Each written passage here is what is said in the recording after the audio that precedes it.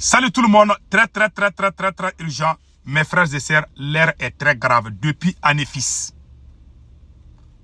un combat de plus de 48 heures. Plus de 48 heures. Au moment où je vous parle, l'armée malienne et les terroristes sont en train de faire le combat. Mais je vous parle aujourd'hui, lundi 6 juillet 2026.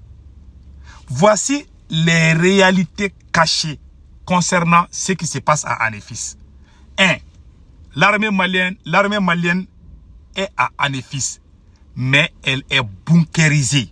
L'armée malienne est bunkérisée. C'est-à-dire que quand la force onisienne était au Mali, ils ont construit un camp militaire à Anéfis où ils ont creusé des bunkers. L'armée malienne est cachée dans ces bunkers-là. Et l'armée russe, il y a les troupes russes, il y a les troupes maliennes, ils sont tous bunkérisés et encerclés par les terroristes. Les terroristes ne peuvent pas pénétrer parce que l'armée est là-bas. Tant que l'armée malienne est dans ces bunkers-là, les terroristes ne peuvent pas aller là-bas. Mais les terroristes ont encerclé les bunkers. Donc, les restes de la localité de l'Anéfis est sous contrôle des terroristes. C'est la pire et simple vérité. L'armée malienne a tenté. Ce qui m'a déçu, après avoir perdu Anéfis, les troupes russes et les troupes maliennes avaient envoyé des renforts. Au moment où les renforts partaient pour libérer la ville d'Anéfis aux mains des terroristes, les fronts de libération de l'Azawad, les vidéomans pro-Assimi Goïta ont filmé les convois. Les convois qui partent. C'est comme si moi je suis dans ma maison, quelqu'un se lève dans sa maison pour venir dire qu'il va venir me frapper. Et puis il va se filmer sur les réseaux sociaux. Ah, c'est Tungara, prépare-toi, hein, je vais aller chez toi tout de suite. Tu penses que moi je vais croiser les bras? Moi aussi je vais prendre mes précautions. Donc, ça dit que Assimi Goïta, je dis, le système de communication du président Assimi Goïta, c'est le système le plus médiocre. Voilà, quand les convois ont quitté Gao pour aller à Anéfis, ils ont filmé. Ils ont dit que l'armée malienne est en train d'aller récupérer. Que l'armée malienne est en cours de route. C'est-à-dire ils ont filmé au moment où l'armée est en train d'aller attaquer les ennemis. Et ils ont déjà filmé. Les ennemis étaient déjà informés. Donc ils ont préparé les embuscades pour l'armée malienne. Ils ont frappé un hélicoptère russe. Ils ont brûlé les pilotes. Toutes les vidéos sont sur Telegram. Mais moi je ne partage pas. Voilà. Je n'ai pas de compte Telegram où je peux envoyer ces vidéos-là. Je n'ai pas ça.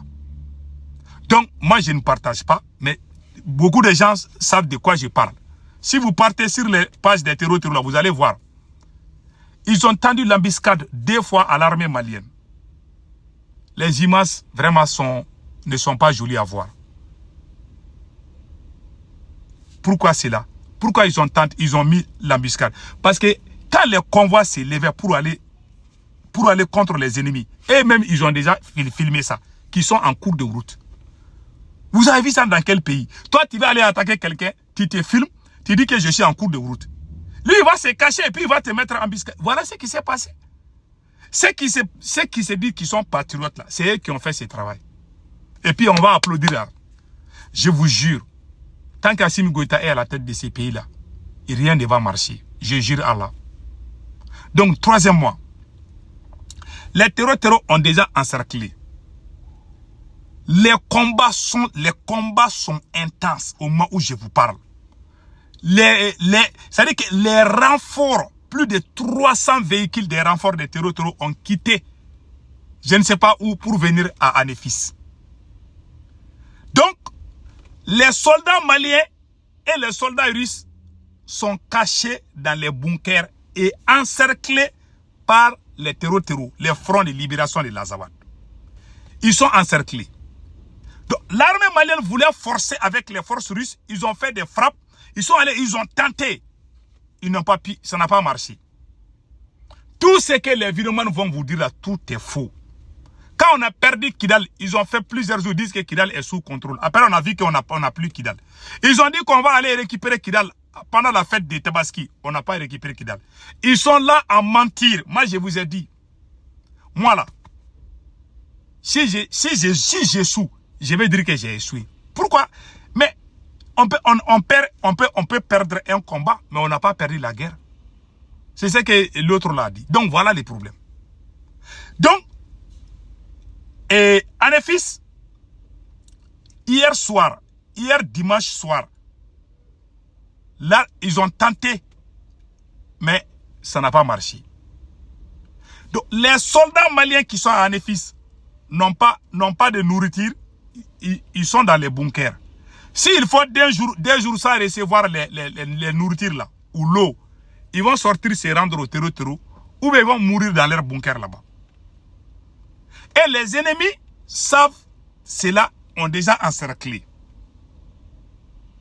Donc les avions de ravitaillement qui devaient aller là, les hélicoptères là, les terreaux aussi, ils ont des armes, ils ont des nouvelles armes, ils ont pu frapper un hélicoptère. Ils ont carrément détruit. Ça, c'est devenu un trophée de guerre pour eux. Aujourd'hui, au moment où je vous parle, Anefis est contrôlé par les terreaux. Tous ceux qui vont venir sur les réseaux sociaux nous chauffer les tympans, il ne faut pas les écouter. Moi, j'ai dit ce qui s'est passé. Mais je soutiens mon armée. Nous avons perdu Anefis. Nous avons deux choix. Soit on va se battre pour retrouver Anefis, ou bien nos soldats qui sont là-bas, là, on a beaucoup de soldats qui sont dans les bunkers. Si les soldats là restent dans les bunkers et que les renforts là ne sont pas arrivés, pas de nourriture, ni rien, ces soldats là vont se rendre au terreau. La Russie a tenté, j'ai appris que la Russie a négocié avec l'Algérie. L'Algérie était d'accord, l'Algérie a parlé avec les fronts de libération de l'Azawad, ils disent qu'ils vont pas lâcher. Je vous ai dit avant-hier, on a tué combien de terreaux? Vous parlez 200, 300 terreaux, n'est-ce pas? Ces mêmes terreaux sont en train de résister encore. Et puis il y a des renforts qui sont venus. Moi je vous ai dit, ces gens-là n'abandonnent pas. Et ils viennent pour mourir. Vous êtes contents, même si vous tuez 1000 là, ils vont revenir encore. Moi c'est ce que je vous dis. Depuis 2021, on compte 200, 300. Il y a même une opération où on a pu éliminer 400. Moi-même je pensais que c'était fini. Déjà ces gens-là ils viennent encore. On dirait qu'ils sont immortels. Donc c'est ce que moi j'ai dit là.